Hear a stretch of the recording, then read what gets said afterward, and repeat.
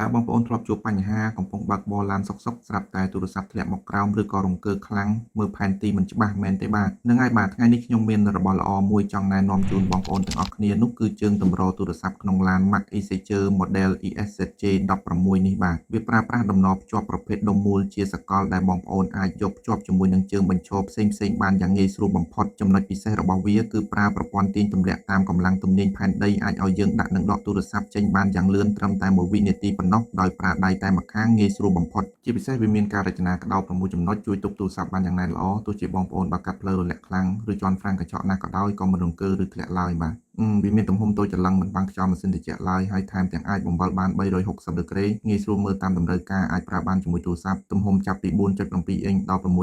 អ៊ីងទៀតផងតម្លៃវិញគឺធូរថ្លៃមែនទែនបងប្អូនអាចមើលតម្លៃនៅលើ website របស់យើង daravi.com បានហើយយើងមានទំនិញនៅក្នុងស្តុកស្រាប់មិនបាច់រងចាំយូរព្រមទាំងមានសេវាដឹកជញ្ជូនលឿនរហ័សទូទាំងប្រទេសផងដែរបាទបងប្អូនអាចតាក់ទងមកទិញឥឡូវនេះតាមរយៈ Telegram របស់ Daravi Store ឬទូរស័ព្ទទៅលេខ098 488 100និងលេខ078 488 800ណាបាទសូមអរគុណ